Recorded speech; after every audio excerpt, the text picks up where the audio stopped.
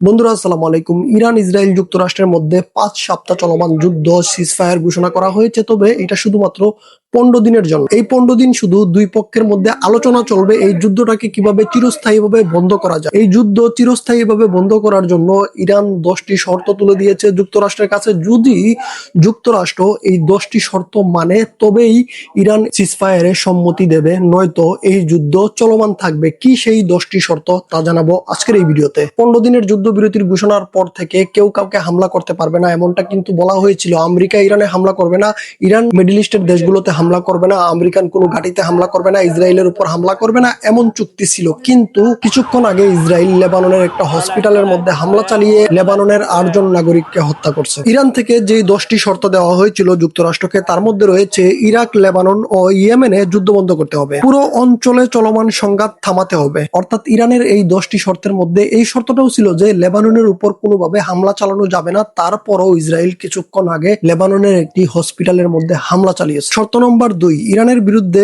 স্থায়ীভাবে যুদ্ধ বন্ধ করতে হবে, কোনো সময়সীমা ছাড়া স্থায়ী যুদ্ধবিরতি। তার মানে ইসরায়েল আর আমেরিকাকে লিখিতভাবে দিতে হবে যে তারা কখনো ইরানের উপর হামলা করতে পারবে না। শর্ত নম্বর 3, পুরো অঞ্চলের সব সংঘাত শেষ করা। শুধু ইরান নয়, পুরো মিডল ইস্টে শান্তি প্রতিষ্ঠা। দেখছেন, ইরান শুধু নিজের জন্য ভাবে না, মিডল ইস্টের ওই দেশগুলোর জন্য ভাবে যারা ইরানের বিরোধিতা করতেছে। ইরান চাইতেছে মিডল ইস্টের দেশগুলোতে যেন শান্তি প্রতিষ্ঠা করা হয়। শর্ত নম্বর 4, হরমুজ প্রণালী খুলে দেওয়া হবে, তবে ট্যাক্স দিতে হবে ইরানকে। প্রত্যেকটা জাহাজ প্রতি $2 মিলিয়ন ট্যাক্স দিতে হবে ইরানকে, যেই টাকা দিয়ে ইরান তাদের ক্ষয়ক্ষতি পূরণ করবে। ইসরায়েল আর যুক্তরাষ্ট্রের হামলায় ইরানের যে বেসামরিক স্থাপনা ধ্বংস হয়েছে সেগুলোকে পুনরায় মেরামত করা হবে এই টাকা দিয়ে। যুক্তরাষ্ট্র আর ইসরায়েলের একটা ভুলের কারণে এখন পুরো বিশ্ব তার মাসুল দিতে হচ্ছে। শর্ত নম্বর 6, ইরানের ক্ষতিপূরণ দেওয়া। অর্থাৎ এই 5 সপ্তাহের যুদ্ধে ইরানের যেই ক্ষয়ক্ষতি হয়েছে সেগুলোকে পরিশোধ করতে হবে যুক্তরাষ্ট্রকে। শর্ত নম্বর 7, ইরানের উপর নিষেধাজ্ঞা তুলে নেওয়া। অর্থনৈতিক নিষেধাজ্ঞা সম্পূর্ণ বাতিল করতে হবে। প্রায় 50 বছর ধরে ইরানের উপর বিভিন্ন নিষেধাজ্ঞা দিয়ে রাখছিল যুক্তরাষ্ট্র,